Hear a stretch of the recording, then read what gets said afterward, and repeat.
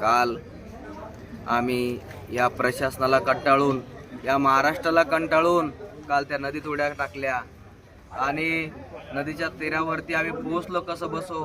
काल रात्रीपासून काल दिवसभर आम्ही त्या ठिकाणी बसलो, आमच्या अंगात ताकद नव्हती।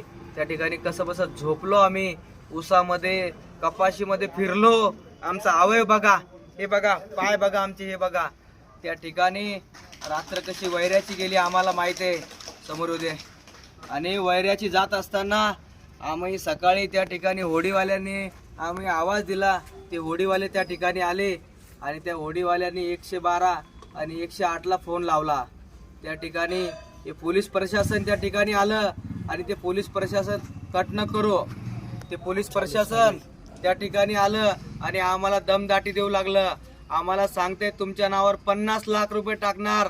NDRF आलं, पुऱ्या महाराष्ट्राची पोलीस त्या ठिकाणी आली आणि काय करायचं आलं, साहेब 50 नाही 1 कोटी प्रल्हाद सोरमारेच्या नावावर टाका, पण धनगर आरक्षण द्या आम्हाला।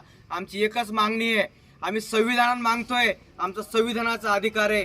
तुम्ही आमचा आवाज रोखू शकत नाही, आमचा आवाज दाबू शकत नाही। हे मीडियालाही सांगा, जोपर्यंत मीडिया येत नाही तोपर्यंत आम्ही ट्रीटमेंट घेत नाही। आम्ही उपोषण करते यांना अजून, अरे तुम्हाला लाजा वाटा म्हणले, तुम्ही मेले का नाही? अरे आम्ही मेरो, आमची मरणाची वाट पाहता तुम्ही।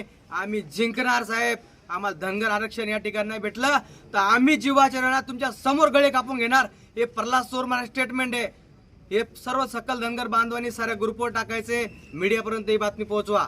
आम्ही नेवासा या ठिकाणी सध्या उपचार घेणार नाहीये। सर्व धनगर बांधवांनी, सर्व आपले धनगर समाजाच्या नेत्यांना हे क्लिप पाठवा।